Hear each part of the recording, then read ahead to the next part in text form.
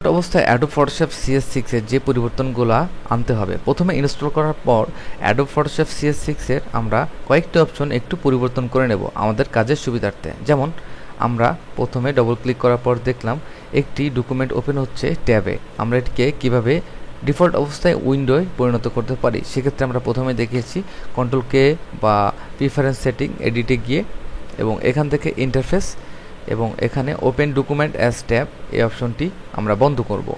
দ্বিতীয় যে অপশনটি রয়েছে সেটি হচ্ছে আমরা যদি কিছু টাইপ করি, মনে করেন এটিকে আমরা সিলেক্ট করছি অথচ দেখতে পাচ্ছি না, আমরা অল্টার আরও একটি কপি করলাম,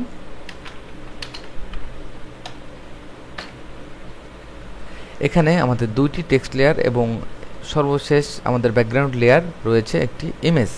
তো আমরা এই ইমেজটি সিলেক্ট করলাম রাইট বাটন ক্লিক করে গুড বয়। আমরা বুঝতে পারছি না আসলে এটি সিলেক্ট হয়েছে কিনা, সেক্ষেত্রে আমরা মুভ টুল দিয়ে শো ট্রান্সফর্ম কন্ট্রোল যখন সিলেক্ট করব তখন আমরা দেখতেছি যে অটোমেটিকলি আমাদের একটি ট্রান্সফর্ম কন্ট্রোল এখানে তৈরি হয়েছে, যেটা দিয়ে আমরা অবজেক্টটিকে ট্রান্সফর্ম করতে পারবো খুব সুবিধা। দ্বিতীয়ত আমরা আরেকটি সিলেক্ট করলে সাথে সাথে আমরা বুঝতে পারছি যে আসলে ব্যাড বয় আমাদের সিলেক্ট হয়েছে। তো সেক্ষেত্রে আমরা এই সাহায্যটি এখানে পেতে পারি, শুধুমাত্র আমাদের মুভ টুলের এখানে শো ট্রান্সফর্ম কন্ট্রোলটি সিলেক্ট করতে হবে। তৃতীয় যে সুবিধাটি রয়েছে সেটি আমাদের লেয়ার প্রিভিউ।